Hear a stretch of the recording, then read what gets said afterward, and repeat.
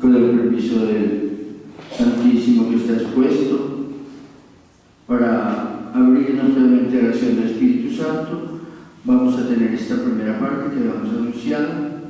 La vamos a tener muy viva, dialogar. Ojalá hayamos escuchado bien la lectura, para que primero nuestra mente se abra. Luego pasaremos a la oración profunda, permitiéndole al Espíritu Santo penetrar también de una manera plena en nuestros corazones, para que finalmente transforme nuestra vida. Después de permanecer sentaditos, un momentico vamos a dialogar.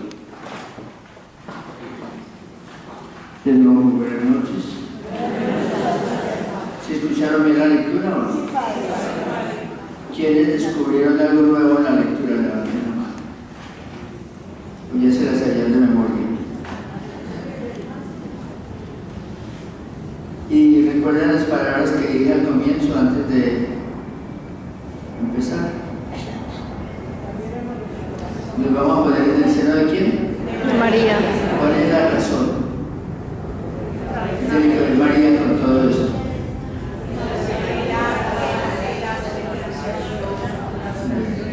Precisamente porque es la Santísima Trinidad plena la que le da a María ese protagonismo.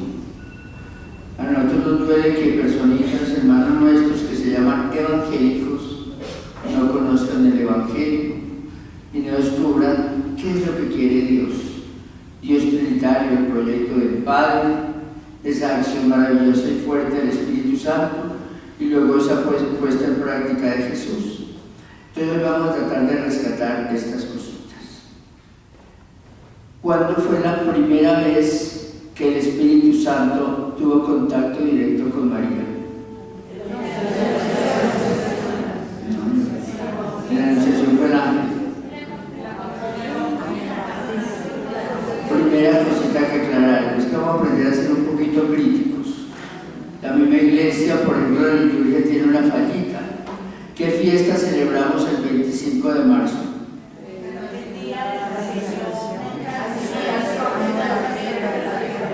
Se ha dicho siempre que es la anunciación, ¿cierto? Pero una señora inspirada por el Espíritu Santo por aquí nos dijo otra palabrita, ¿cuál es? La encarnación. ¿Qué es más importante, la anunciación o la encarnación? La encarnación. ¿Qué es más importante, cuando mamá dice que va a hacer un plato muy rico o cuando me lo estoy comiendo?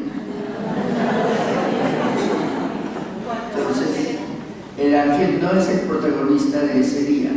Simplemente es como si corriera la cortina del misterio y presente o si haga presentes a los grandes protagonistas de ese día.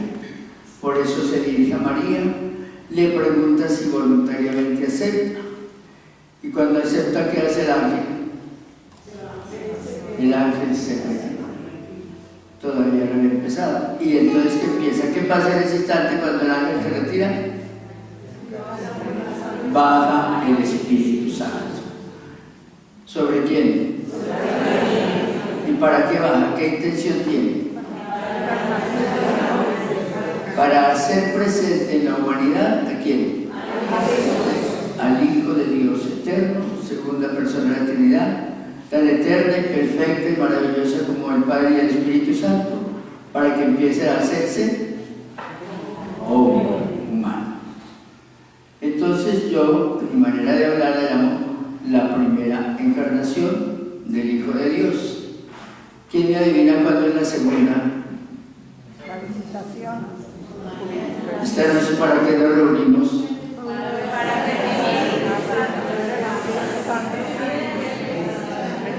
Entonces, ¿cuál sería la segunda? Pentecostés. Miren ese paralelo tan bonito. Estamos abriendo nuestra mente para que el Espíritu Santo pueda trabajar.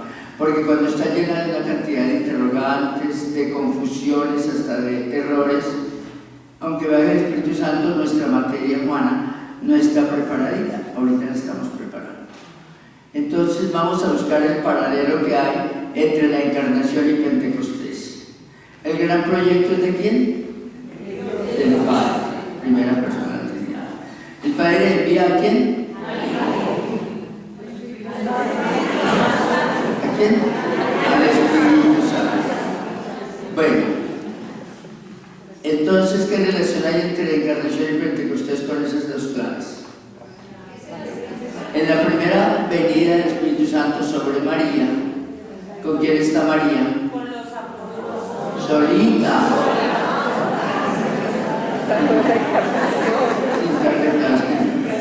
Bueno, ¿y qué pasa en el seno de la Virgen María? El Hijo de Dios se encarna. ¿En la persona de quién? De Jesús. Es Jesús. Cristo es el Cristo, pero llamado Jesús. Pero yo le decimos Jesucristo, ¿cierto? Vamos a ver el paralelo. En la segunda venida, ¿cuándo es la segunda?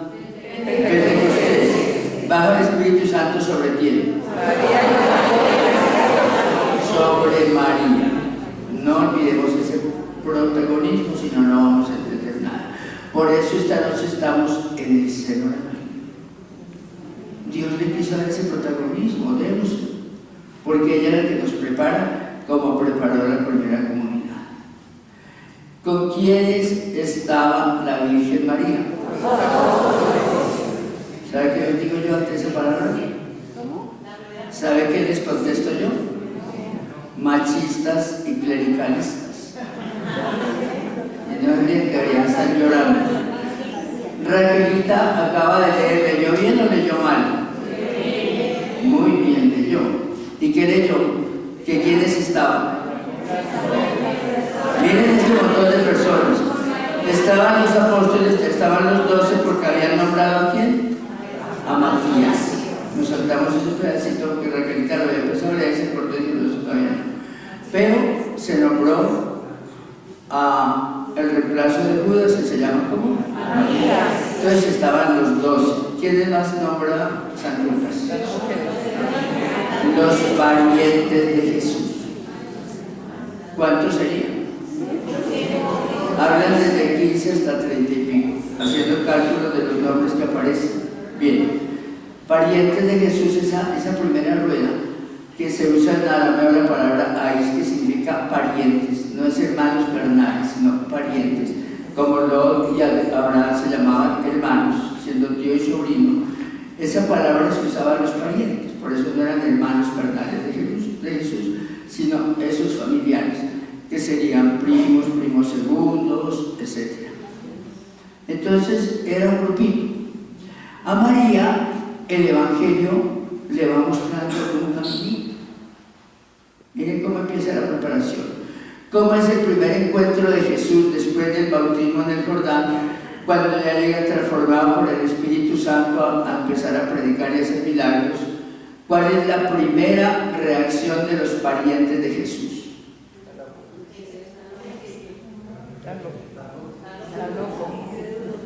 ¿Les importa o no les importa? ¿Positiva o negativamente? Negativamente. Se asustan mucho. Como si le dijeran a Jesús: oye hermano, no hágalos. Este es un pueblito pequeño, todos nos conocen. Y usted viene a hacer un poco locuras aquí. Alborotar el avispero, ¡qué vergüenza! Y no le creían. Y hasta nos dice el Evangelio en 2 oportunidades que cuando llegó Jesús para empezar su labor, quería hacer milagros. ¿Y qué le pasó? ¿Pudo o no pudo? No pudo, ¿por qué? Porque no tenía fe. Y el mismo Jesús dice: nadie es rechazado sino entre los suyos en su propia familia. Lo rechazan abiertamente. Y hace que inicialmente Nazaret e incluso Galilea, que es su gran región, como si éramos hoy su departamento, lo rechaza. Va a Cafarnaúm y resulta que allá ya ha llegado el cisne y por lo mismo lo rechaza. Una primera acción de rechazo. ¿En qué otra oportunidad vuelven a aparecer los parientes de Jesús?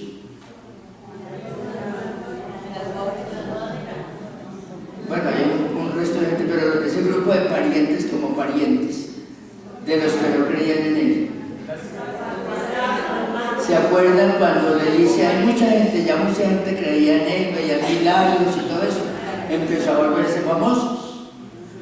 Entonces ya en el corazón de los amigos, de los parientes de Jesús había pasado algo. Pero Lucas insinúa que es María la que está haciendo ese trabajo, porque va María con los parientes de Jesús, ¿sí se acuerdan? Y dice, oye, tu madre y tus parientes están aquí buscando, tu madre y tus hermanos. O sea, María venía con un papel especial. No habla de solo, toda su familia llegó, tu madre y tus parientes. María aprovechó esa reacción de tanta gente que empezó a creer porque había los milagros y empieza a trabajarles en el corazón. ¿Logró convertirlos del todo? No. Estaban así. Podríamos hoy pensar, por lo que nos insinúa el Evangelio, que iban, decimos nosotros ahora, como a tantear, ¿cierto? A ver si sí o si no, como que María los tenía ya casi convencidos, pero querían experimentar directamente. Y en su corazoncito, que no está convertido, hay ahora otro sentimiento, ya no es la vergüenza que están haciendo el oso, sino dicen, no, ya el famoso Jesús, ahora cómo nos sentimos los parientes de Jesús. Seguro que apenas los vea, abran calle que llegó mi familia, estos son los míos. Estaban seguritos que iban a ocupar el primer puesto, ¿cierto? ¿Y qué les pasó? Una jarrada de agua fría. ¿Quiénes son mi madre? ¿Quiénes son mis hermanos? Los que escuchan la palabra y la ponen en práctica. Tremenda lección para los parientes y para el resto de gente. Ya lo biológico no es suficiente, ni siquiera en María. Es importante no porque haya dado a luz a Jesús, y no como dicen los evangélicos que él rechazó a María, ¿no? Dice, no, es que esta sí es mi madre, pero porque fue la primerita en escuchar la palabra y aceptarla. O sea, no la presenta como modelo, el mismo Jesús. Y entonces ella, suponemos después, continúa esa labor con los familiares. Se sintieron muy decepcionados, ahí se hicieron el oso porque la gente no les hizo la bienvenida que querían, etc. Entonces María los retoma calmaditos, no nos rechazó, nos dice que no es suficiente los lazos de sangre, tenemos que escuchar, sigamos escuchando a Jesús, pongamos en práctica lo de Jesús. ¿Y cuál es la tercera vez que nos nombran?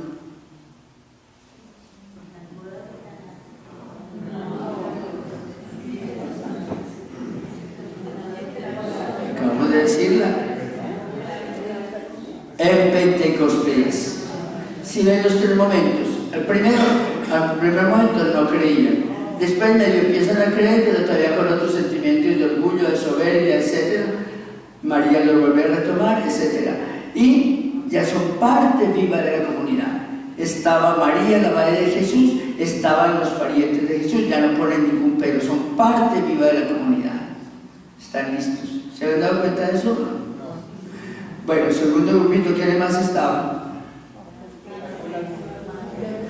Los demás seguidores de Jesús. Acababa de hablar de la ascensión de Jesús e insinuaba que eran 120 personas. Entonces, esas 120 personas también estaban ahí. O sea, prácticamente los que quedaron después de ese sacudón de la muerte de Jesús, después de ese trabajo del mismo Jesús de irlo recogiendo durante 40 días, y un trabajo de algunas mujeres, ahora les explico por qué, y sobre todo de María, ya queda el grupito. Salen directamente del monte de la Ascensión y se vienen para dónde. Porque se irían por el cenáculo. ¿Qué saben acerca del cenáculo? En la narración no se nos vuelve a decir. Era una casa con qué características. Una casa grande. Pero ¿saben cómo era esa casa grande? Nos lo dice antes. Una casa clandestina. ¿Qué significa clandestino? Era para esconder a la gente. Miren antes de la última cena cómo nos cuenta cómo era esa casa. ¿Saben? Hoy se nos dice a través de la tradición y de investigaciones bíblicas, ¿De quién era esa casa grande? De una mujer llamada Marta. ¿Recuerdan la hermanita de María y de Lázaro? Que era la preocupada de las tareas de la casa, y en cambio la María estaba abierta chorreando la babita con Jesús. Pues Marta era la cabeza de familia de esa familia de amiguitos de Jesús.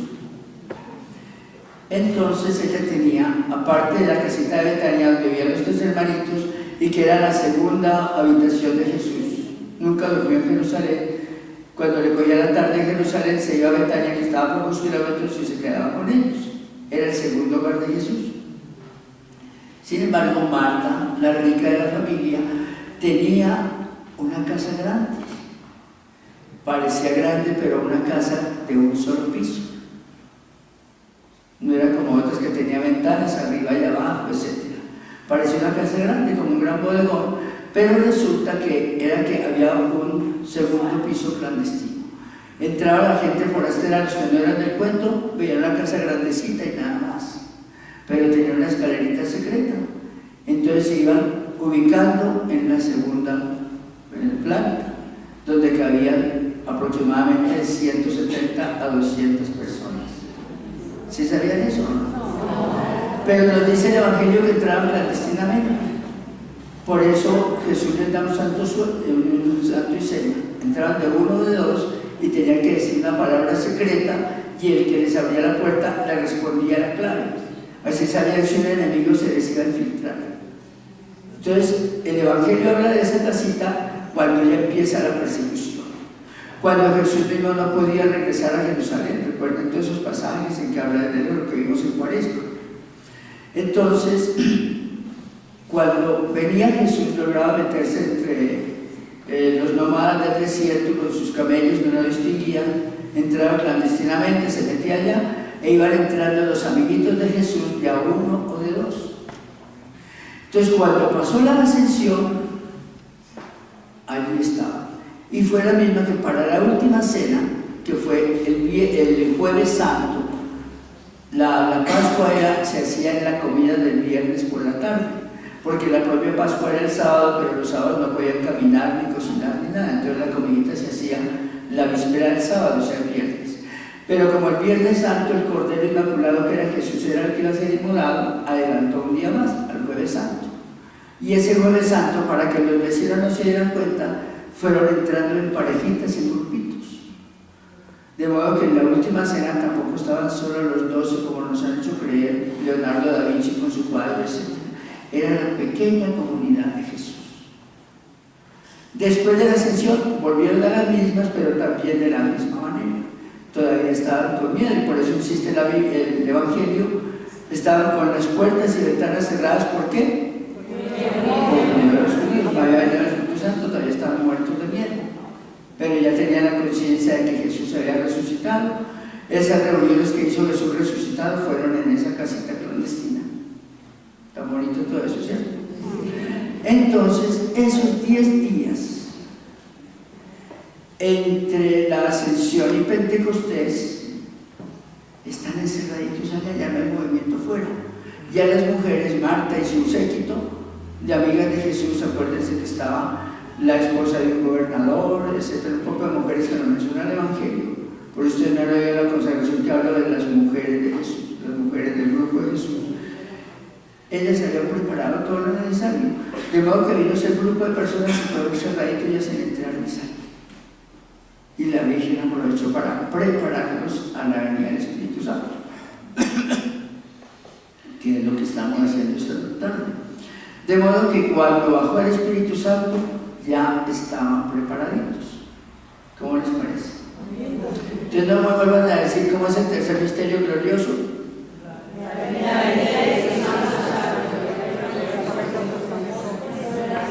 Es la primera comunidad cristiana. Si no les digo machistas y clericalistas, no estaban solo los 12. ¿Ahora se me entiende?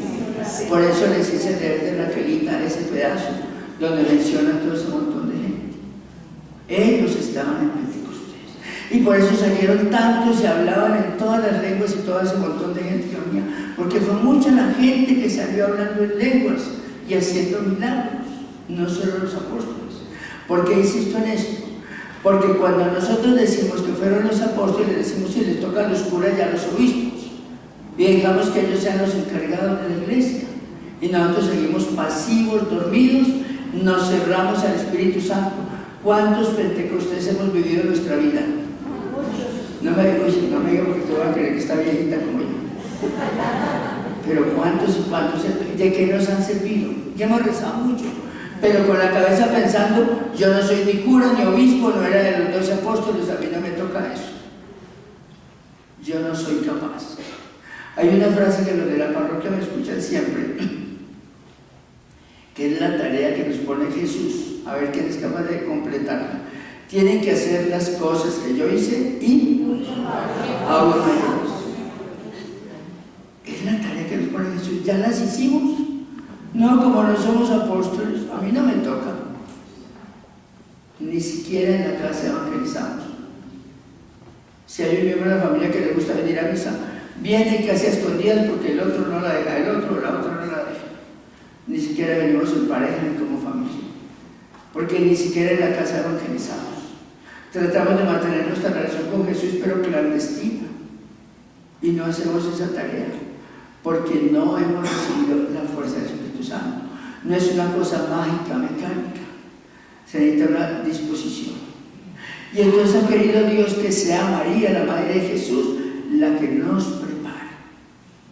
Y entonces ese día de Pentecostés, ¿cómo se da la encarnación? ¿Baja el Espíritu Santo sobre quién? Sobre María, y la primera comunidad cristiana, y en el seno de María nace Cristo Iglesia, Cristo pueblo, Cristo comunidad. Por eso en Pentecostés, mañana en la misa yo les diré, ¿quiénes están cumpliendo años hoy? Los que entiendan dicen yo, ¿vale? ¿Por qué? Porque hoy no soy la iglesia, yo soy iglesia, soy cuerpo de Cristo. Si no, no van a entender nada. Vamos a ver si entendieron, les voy a hacer una pregunta diferente. Recuerden que mi jueguito es cortar.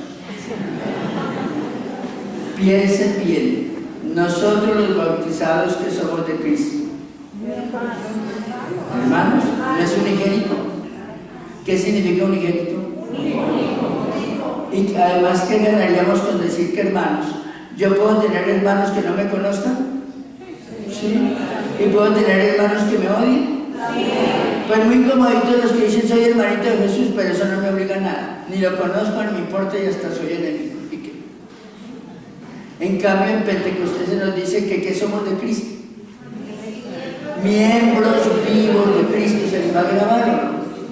Siempre que yo hago bautismo le pregunto a la gente que somos de Cristo y saben que el chorro de babas, hermanos, chorro de babas,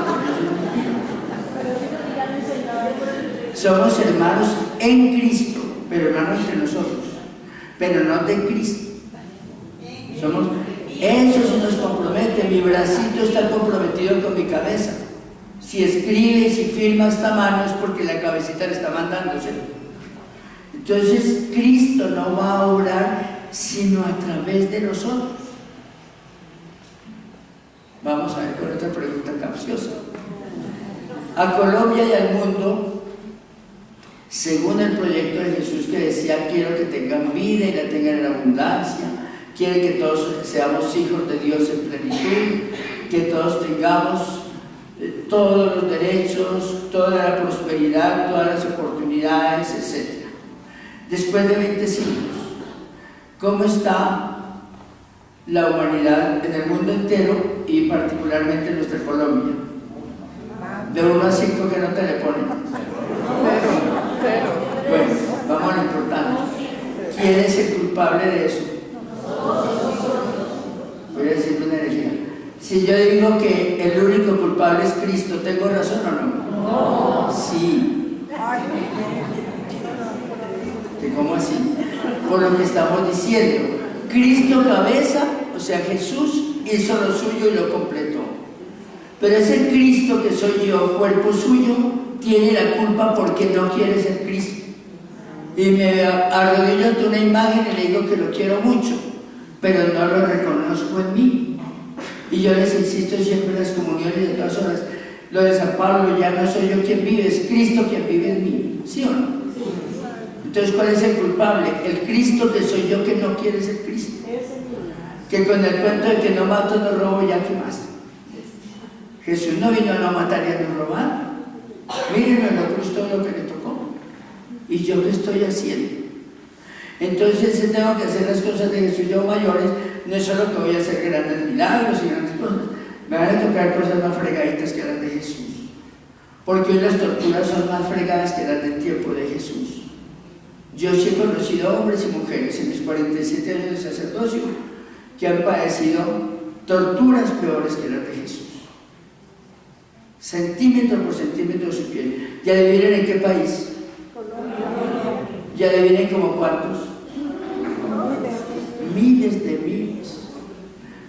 Me da una rabia el cinismo ahora de la gente. Queremos paz, pero sin impunidad. Y es que no ha habido impunidad en todas las porquerías que han hecho.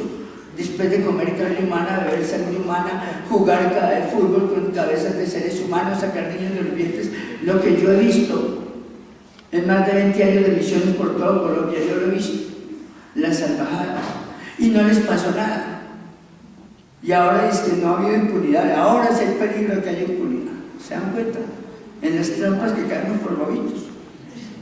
Ha habido hombres y mujeres por centenares. Yo vi liquidar a más de 5.000 personas en Colombia de las comunidades eclesiales de base. La gente habla de la Unión Patriótica. Como no son católicos, son ateos, no nos importa. Pero las comunidades eclesiales de base católicas, gente que yo amé, en cuyas casas dormí, comí, jugué con ellos, trabajé y estudié, las torturaron despedazándolas. Y la impunidad sigue total. Y ahora hablando de que no va a haber impunidad. Y sabemos quiénes son, ¿sí o no? Entonces, mire que el misterio de Jesús sí se está llevando a cabo. Hay hombres y mujeres santos, mártires, por montones, yo los he visto.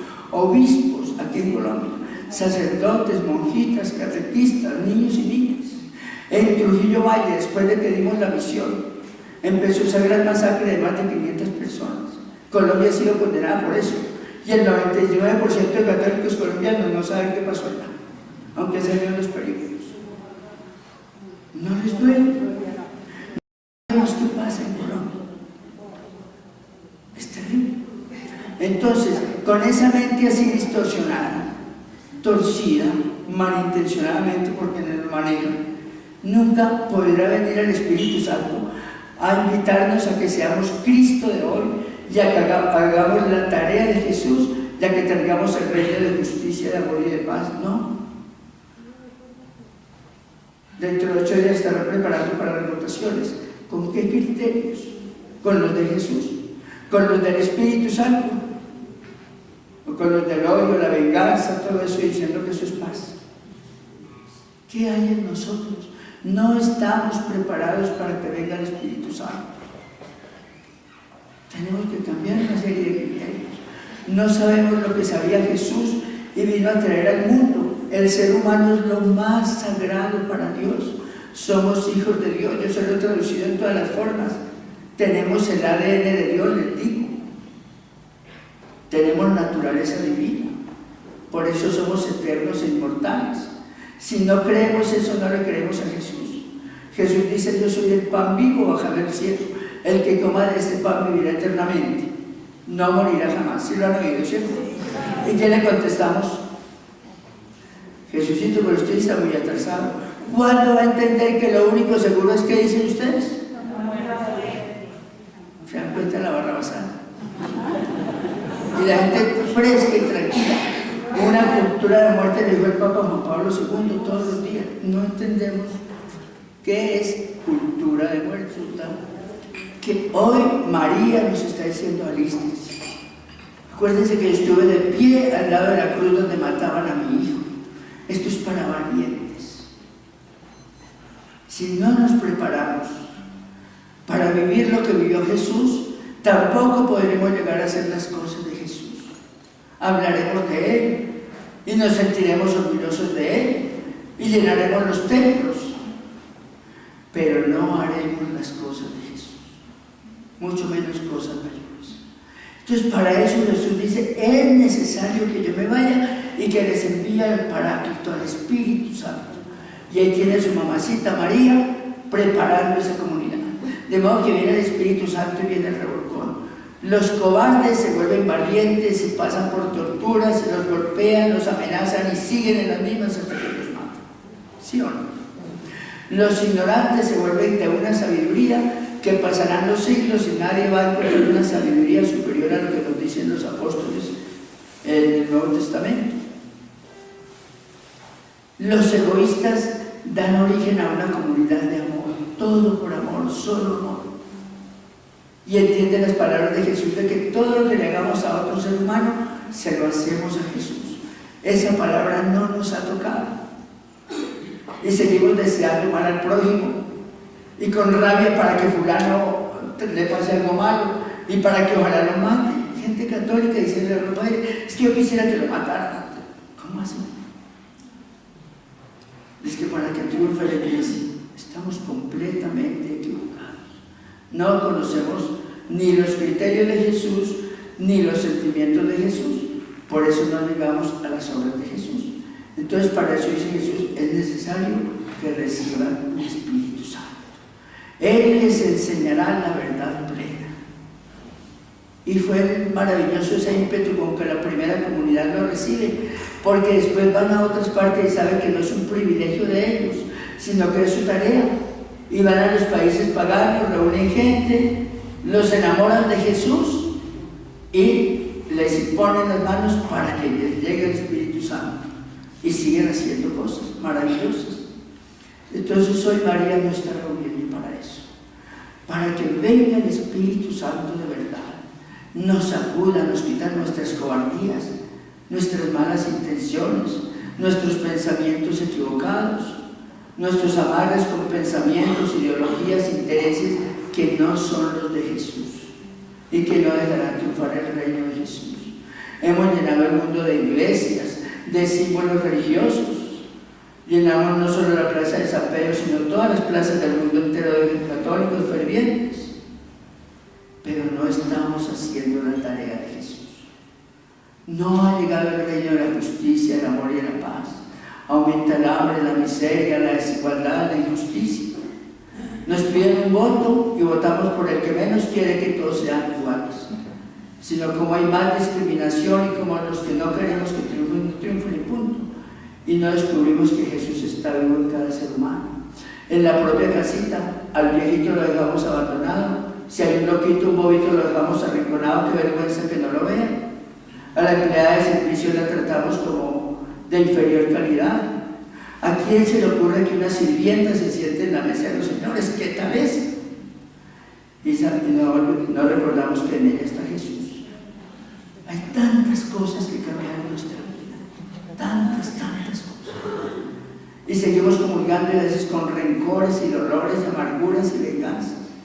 Y no nos damos cuenta. Entonces, hoy María nos está preparando para que el Espíritu Santo nos haga una revolución interior. Lo pongo todo patas arriba. Aquello que muchas veces pensamos que era la verdad, hoy nos dice el Espíritu Santo que es la mentira. Y otras cosas a las que le teníamos miedo, dice el Espíritu Santo, busquen por ahí, encontrarán. Entonces esa humildad de María, esa obediencia de María, esa sencillez de María, pero también esa radicalidad de María, es la que nos está trabajando en el corazón. Primero en la mente, que entendamos esto. Nosotros somos los protagonistas, somos llamados, no venimos de espectadores a ver un espectáculo que es el curita. Somos Cristo mismo, que venimos a aprender a pensar como Jesús, para después sentir lo que Jesús siente ante el dolor humano y podernos arriesgar a lo que se arriesgó Jesús para salvar al ser humano. Por eso seguiremos en manos de la Virgen. Todos los sacramentos, el bautismo, la confesión, la Eucaristía, los recibimos en el seno de María.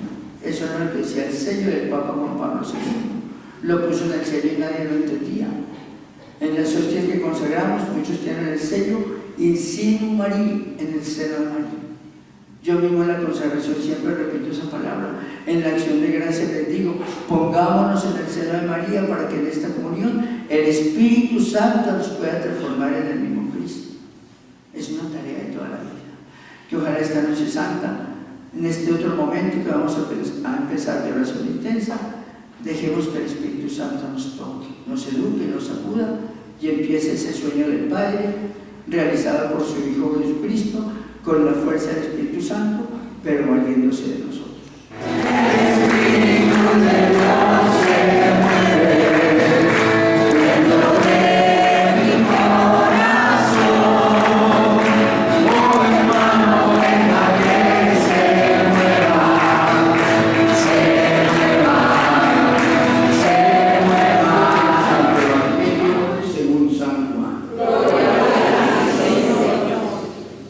El último día, el más solemne de las fiestas, Jesús en pie gritaba: el que tenga sed, que venga a mí; el que cree en mí, que beba. Como dice la Escritura, de sus entrañas mandarán torrentes de agua viva. Jesús decía esto refiriéndose al Espíritu Santo que habían de recibir los que creyeran en él. Todavía no se había dado el Espíritu porque Jesús no había sido glorificado. Palabra del Señor. Gloria a ti, Señor Jesús.